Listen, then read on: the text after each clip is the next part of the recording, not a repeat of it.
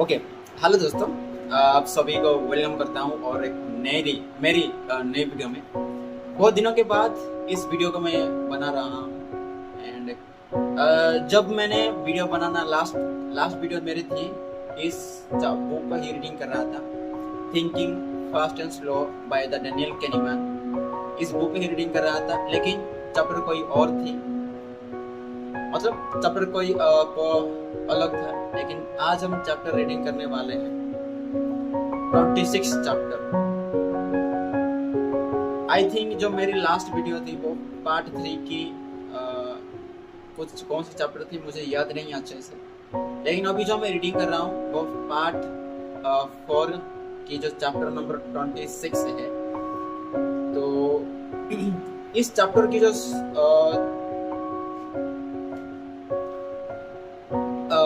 Name है prospect theory. And आपको पता नहीं होगा कि प्रोस्पेक्ट थ्योरी क्या है, तो हम रीडिंग करने के बाद ही देखेंगे। ज़्यादा रीडिंग नहीं करेंगे, हर दिन हम 15 मिनट रीडिंग करेंगे, ज़्यादा नहीं करेंगे। चैलेंज रखते हैं, ओके। 15 मिनट आपके सामने ही रीडिंग करूंगा।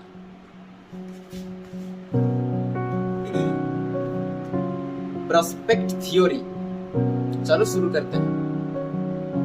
Amos and I stumbled on the central flaw in Bernoulli's theory by a lucky combination of skill and ignorance. At Amos' suggestion, I read a chapter in his book that described experiments in which distinguished the scholars had measured the utility of money by asking people to make choices about gambles in which the participants could win or lose a few pennies. The experimenters were measuring the utility of wealth by modifying wealth within a range of less than $1. Okay? This raised questions. Is it plausible to assume that people evaluate the gambles by tiny differences in wealth? How could one hope to learn about the psychophysics of wealth by studying reactions to gains or losses of finishes?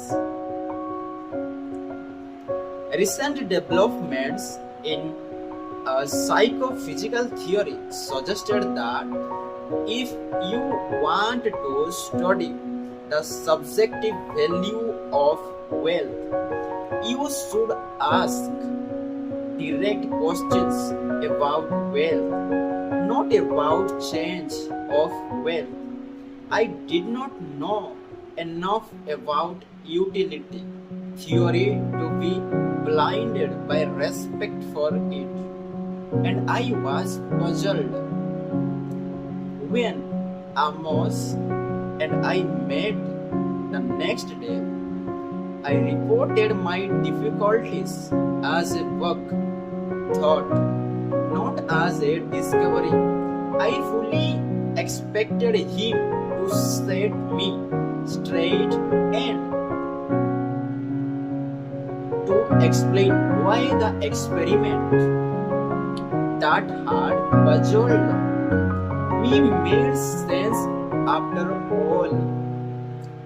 But he did nothing of the kind.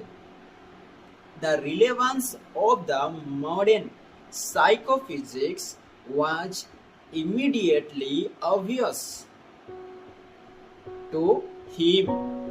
He remembered that the economist Harry Markowitz who would later earn the Nobel Prize for his work on finance, had proposed a theory in which utilities were attached to changes of wealth rather than to states of wealth. Markowitz's idea had been around for a quarter of a century and had not attracted much attention, but we quickly concluded that this was the way to go and that the theory we were planning to develop would define outcomes as gains and losses, not as states of wealth, knowledge of perception, and ignorance, but decision theory both contributed to a large step forward in our research. We soon knew that we had overcome a serious case of theory, indeed blindness, because the idea we had rejected now seemed not only false but absurd. We were amused to realize that we were unable to assess our current wealth within tens of thousands of dollars. The idea of driving attitudes to small changes from the utility of wealth now seemed indefensible. You know, you have made a theoretical advance when you can no longer reconstruct why you failed for so long to see the obvious. Still, it took us years to explore the implications of thinking about outcomes as gains and losses. In utility theory, the utility of a gain is assessed by comparing the utilities of two states of wealth. For example, the utility of getting an extra $500 when your wealth is $1 million is the difference between the utility of $1,500,000 and the utility of 1 million. If you own the larger amount, this utility of losing $500 is again the difference between the utilities of the two states of wealth. In this theory, the utilities of gain and losses are allowed to differ only in their sign, positive or negative. There is no way to represent the fact that this utility of losing $500 would be greater than the utility of winning the same amount, though of course it is, as might be expected in a situation of theory-induced blindness. Possible differences between gains and losses were neither expected nor studied. The distinction between gains and losses was assumed not to matter, so there was no point in examining it almost end.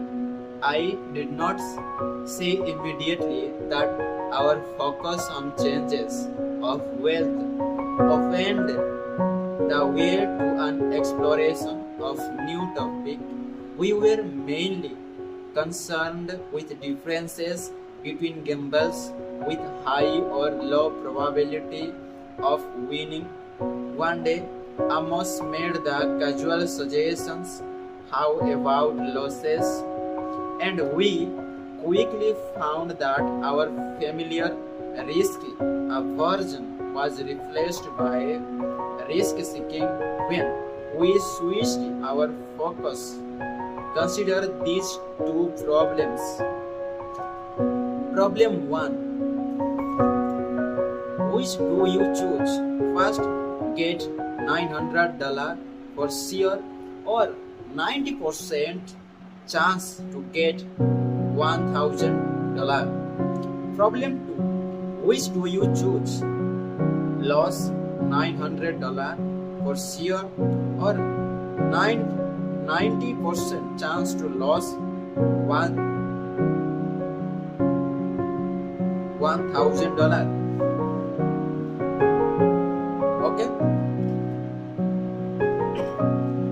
Okay आज के लिए इतना ही। एक page ही मैंने reading किया आज, ज्यादा reading करेंगे, एक ही पेज रीडिंग करेंगे, लेकिन डेली रीडिंग करने वाला हूँ तो आज से वो चाहे जो भी हो जाए।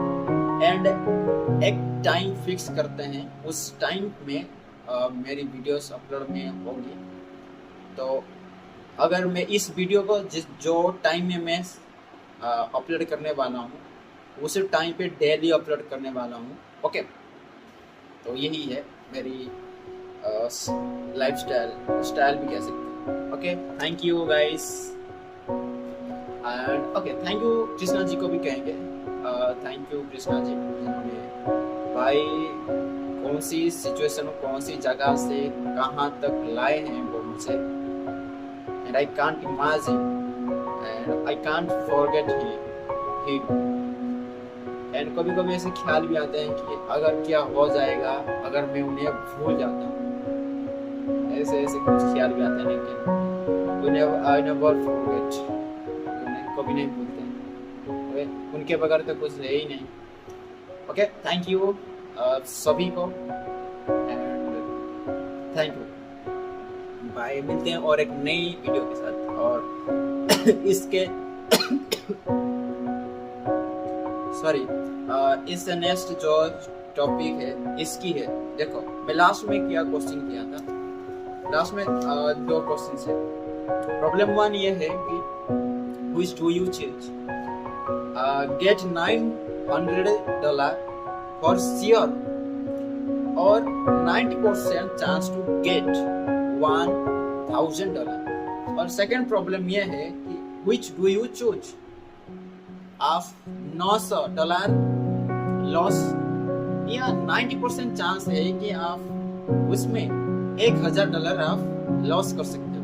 ये दोनों प्रॉब्लम से आप कौन सी चूज करोगे? ओके, उसके हम नेक्स्ट देखेंगे, आप सोचो।